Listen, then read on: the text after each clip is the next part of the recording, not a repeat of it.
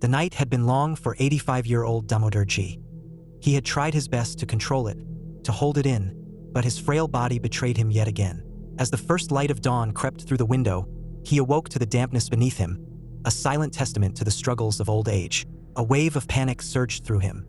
His daughter-in-law Kajal had warned him, threatened him, that if he soiled the bed again, she would refuse to clean it, even if it meant leaving the house.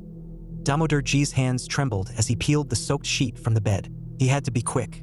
His son Ravi and Kajal had gone shopping for her brother's wedding, and they wouldn't be back for hours. If he hurried, he could wash the sheet and dry it before they returned. His heart pounded with a mix of fear and shame. He knew they had been monitoring his water intake, reducing it so this wouldn't happen. But thirst was cruel, and he had stolen sips from the kitchen when no one was looking. Dragging the heavy, wet sheet to the bathroom, he turned on the tap and began scrubbing with all the strength his frail arms could muster. The cold water sent shivers through his body, and his breathing grew labored. His legs ached, his back screamed in protest, but he kept going. He had to finish before they returned. He had to erase the evidence of his shame. Just as he struggled to wring out the sheet, voices echoed from the hallway. His heart stopped. They were back. Kajal's sharp voice sliced through the air. Again. He's done it again? Ravi, look at this mess. The stench, it's unbearable. I told you I can't live like this. Admit him to a hospital or… Before she could finish, Ravi stepped forward, his gaze steady, his voice firm. You can go to your mother's house if you want, but I will not abandon my father. Kajal's lips parted, but no words came. Ravi knelt beside his father, gently taking the wet sheet from his trembling hands. Baba, why didn't you call me? He asked softly, his eyes filled with something Damodar Ji couldn't quite place. Was it sorrow, guilt, or love? Damodar Ji, his voice barely above a whisper, said, Bahu, this will not happen again. I have cleaned it. Ravi helped his father to a chair and draped a dry shawl over his shoulders. How many times, Baba? How many times did you clean my mess when I was a child? His voice cracked as memories rushed back. Do you remember the day you were leaving for your felicitation ceremony? I was scared because you were going away for the night.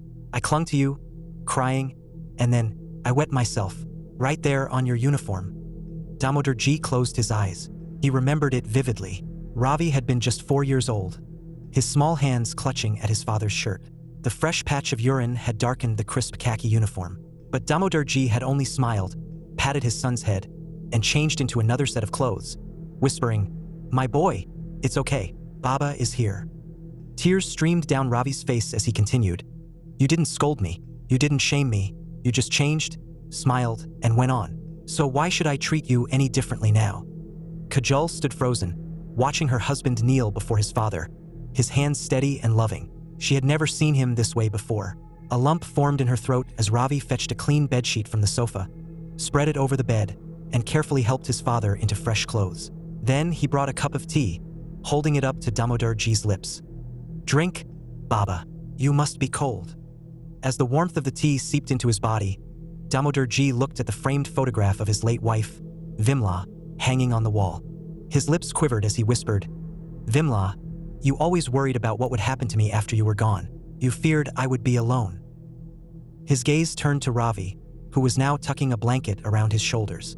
A tear slipped down his wrinkled cheek as he murmured, See, Vimla, our son has not forgotten his father. Kajal, standing by the door, felt an unfamiliar sting in her eyes. For the first time, she truly saw the man she had married, not just as a husband, but as a son. Shame gripped her heart, twisting it painfully. She had been so blind, so cruel. Silent tears slipped down her face. Slowly, she stepped forward, her hands hesitant, her voice barely above a whisper. Papa Ji, I am sorry. Damodar Ji's tired eyes met hers, and for the first time in a long while, there was no fear, only understanding.